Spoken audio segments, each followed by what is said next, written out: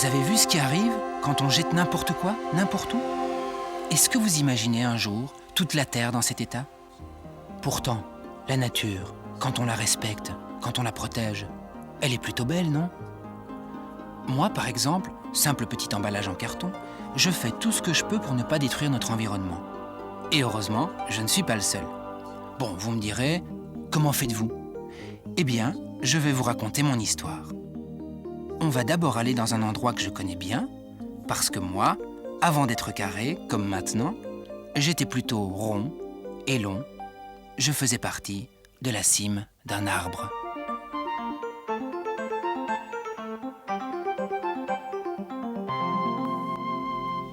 Ah oui, j'allais oublier. Je vous avais dit que je n'étais pas tout seul. Lui, c'est Tim. Il a l'air un peu intellectuel comme ça, mais il aime aussi beaucoup les arbres, la nature.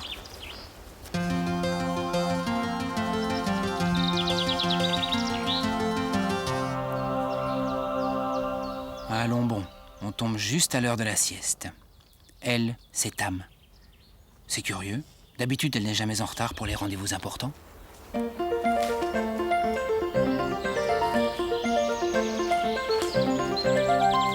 Ah, le voilà celui-là. C'est Tom. 2 yeux, ça ne lui suffit pas. Il finira reporter s'il continue comme ça. Comme Tim et Tam, il adore la forêt. C'est vrai, sans elle, les hommes seraient moins heureux. Et puis en plus, sans la forêt, il faudrait se passer d'une matière indispensable, le bois.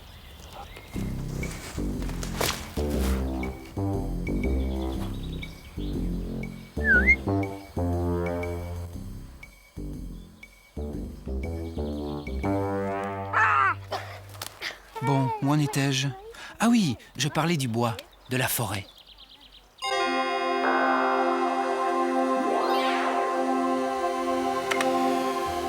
Une forêt est inépuisable. On peut la replanter, la renouveler. Dans les pays scandinaves, par exemple, on sait gérer et prendre soin de la forêt. La Suède n'a jamais eu autant d'arbres que maintenant. On en plante plus de 500 millions chaque année. Avec le tronc des gros arbres, on fait des meubles. Moi, je suis fait avec le bois plus mince. Mais attention, je ne suis pas seulement fabriqué à partir du bois, mais aussi avec de la bauxite pour obtenir de l'aluminium et du pétrole pour obtenir du polyéthylène.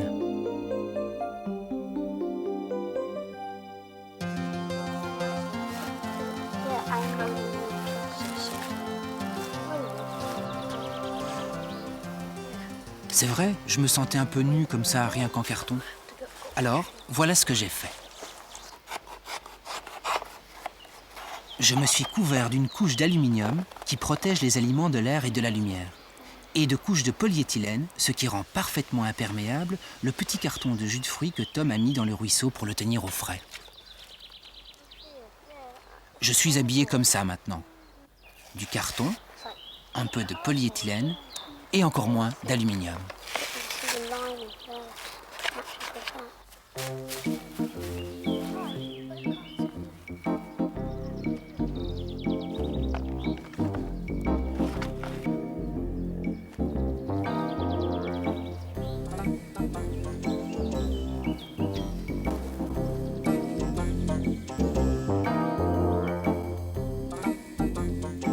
Quelque chose me dit qu'on ne va plus rester longtemps dans cet endroit. Je sens déjà le frisson des grands reportages.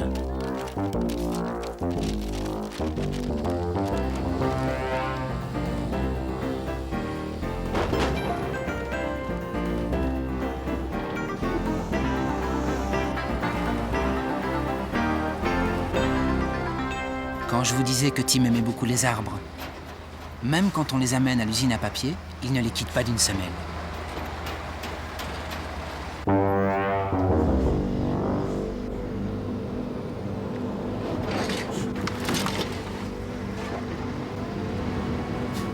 Pour devenir un joli carton comme moi, par exemple, le bois dont je suis fait est d'abord poliment poussé sur une sorte d'escalier roulant. Arrivé en haut, tout le monde entame une longue glissade, dans un certain désordre, pour, finalement, perdre son pantalon. Son écorce, je veux dire.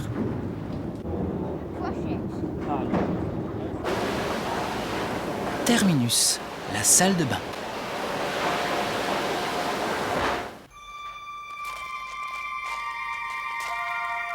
Après un passage à la moulinette, la forêt est devenue montagne.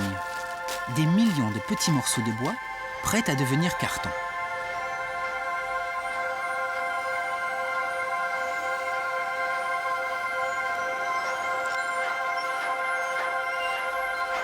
Une fois ces copeaux bien lavés, bien cuits, des machines se mettent à trembler furieusement pour déclencher une avalanche de pâte blanche, la pulpe du bois.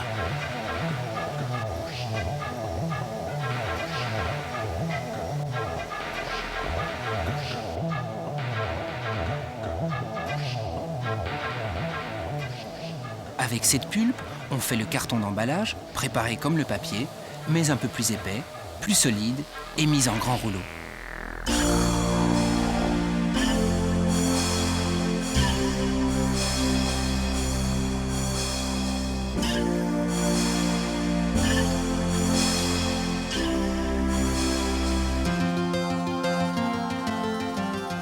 Aussitôt sorti de la papeterie, on m'expédie, roulé en boule sur un camion, dans un endroit où Tam m'a donné rendez-vous. Je trouve ça terriblement excitant. Et oui, Tam, c'est New York ici. Et moi, je suis un gratte-ciel.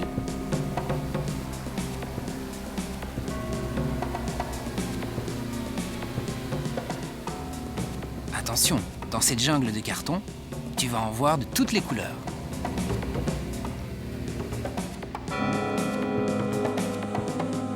Quoi? Tu me reconnais quand même?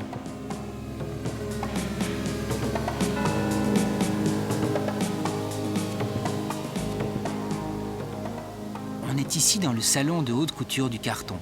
Déroulé, enroulé du matin au soir, je suis imprimé, décoré suivant le goût de mes clients. Aucune couleur ne me résiste. Avec elle, je suis toujours le plus beau. Le plus appétissant aussi, pour un jus de pomme, par exemple.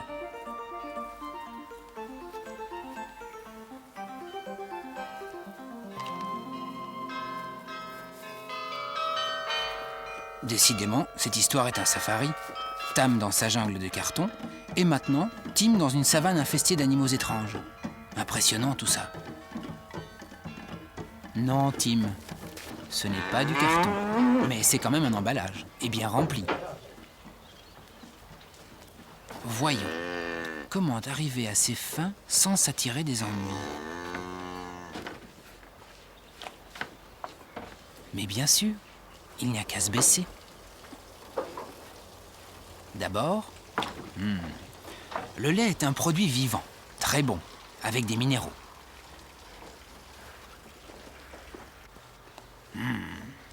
Avec des vitamines, des protéines, tout ce qu'il faut pour grandir plus vite que les autres. Il y en a des choses à dire sur le lait.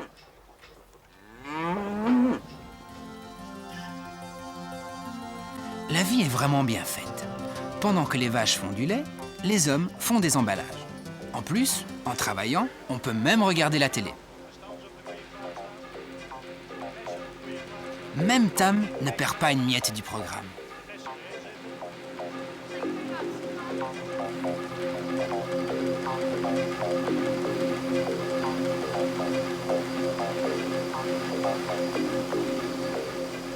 Je vous disais au début que je me sentais un peu nu, rien qu'en carton. Eh bien, c'est là que des machines aux rouleaux agiles me tricotent d'abord les petits gilets de polyéthylène qui vont me permettre d'aller nager, danser sous la pluie, sans prendre l'eau comme un vieux carton mal habillé. Et puis, l'apothéose, une doublure en aluminium.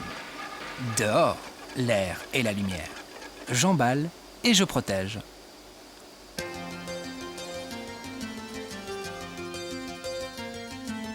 Allez, on continue. Elle roule très bien, cette histoire.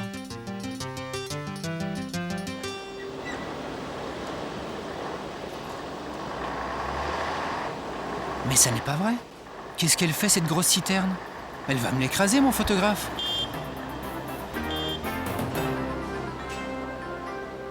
Une minute plus tard, Tom, et on manquait le camion qui arrivait à la laiterie.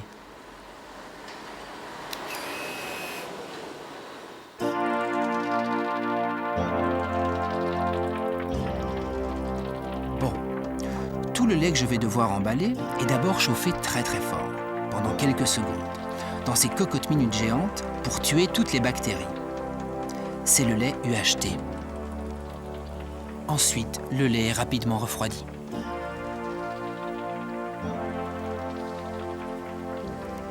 Quant à moi, on me retrouve prête à me plier en quatre pour prendre la forme que tout le monde connaît dans le monde entier.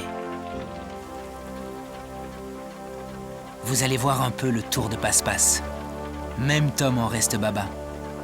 Déroulé, formé, rempli et fermé en 2 temps 3 mouvements. Avant, tout plat, maintenant, tout plein. Et attention, chez moi, fermé, c'est fermé. Je suis un emballage stérile et aseptique.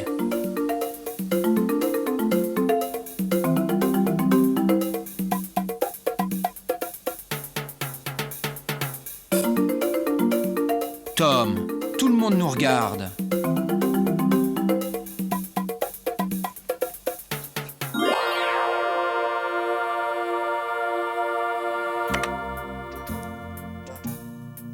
Vous avez vu cette marmotte?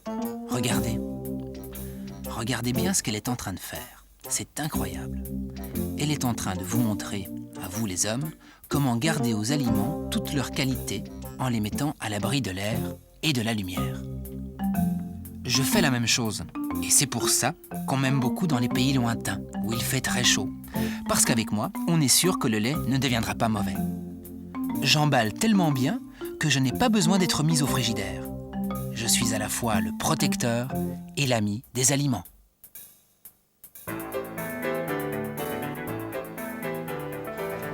En plus, je suis léger, facile à manipuler, à stocker.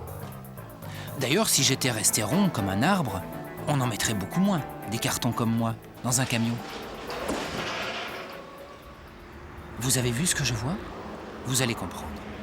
Plus de litres de lait dans un camion, moins de camions sur les routes. Donc, moins de consommation d'essence et moins de pollution. Imaginez par exemple, combien de vaches il faudrait mettre dans un camion pour transporter en ville la même quantité de lait. Il y a de plus en plus de voitures, de camions. Toute cette circulation, ça consomme plein d'énergie. Ça pollue.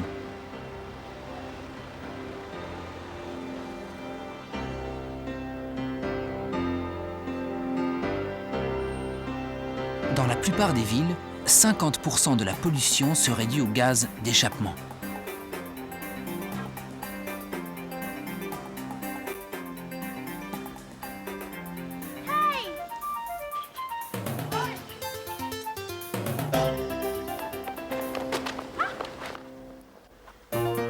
Regardez, nous, comme on est bien garés. On est des centaines ici, mais on ne prend pas beaucoup de place.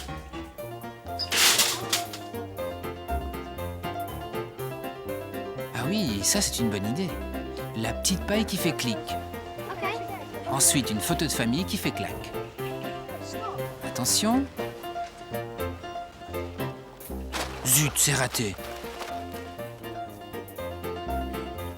Pour moi, ça tombe plutôt bien. J'avais oublié de dire que j'étais aussi incassable. C'est vrai, je ne voudrais blesser personne. Le moment préféré de ma vie d'emballage. quand une main maternelle me saisit délicatement, me penche, m'allège. Délicieux ce lait, non? Ça valait le déplacement. Mais ce n'est pas fini. L'extase. On m'aplatit en douceur et on me range dans une petite boîte rien que pour moi.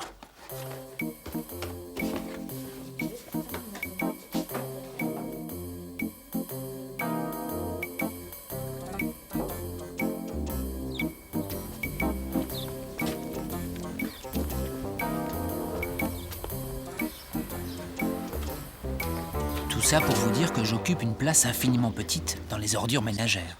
Moins de 1%. Mais encore mieux, j'ai même plusieurs vies. Je peux me recycler en essuie-tout pour la cuisine, par exemple. Débarrasser de quelques couches. Déchiqueter, compresser, je deviens de l'aggloméré. Mélangé à des déchets de plastique, je suis même une table de pique-nique très solide.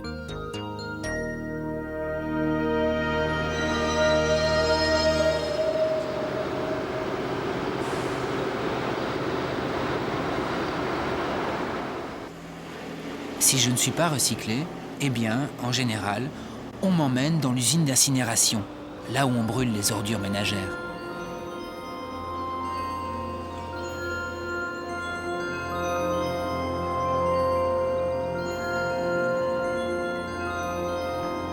Bravo si vous me trouvez dans cette pince à sucre géante. Moi, j'y vois de moins en moins.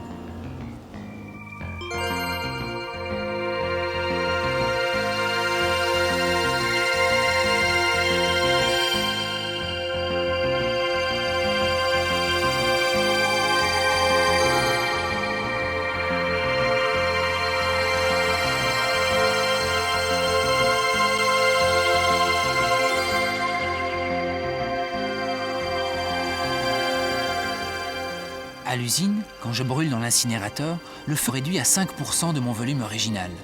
Et je dégage une énergie d'enfer. Comme les usines d'incinération peuvent produire de l'électricité, pour la lumière, le chauffage, jusqu'à la fin, je reste utile.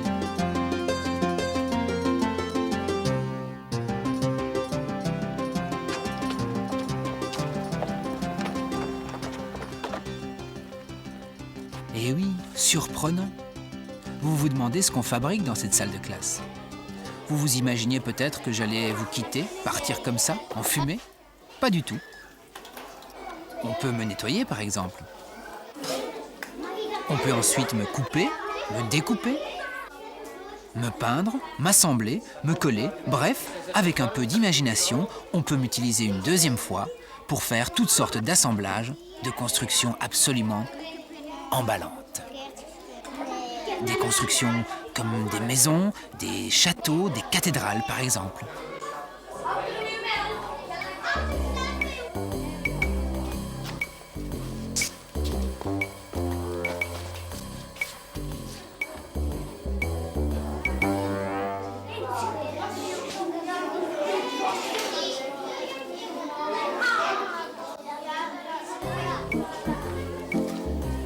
Bon, moi je vous laisse. Maintenant, c'est à vous d'avoir les bonnes idées.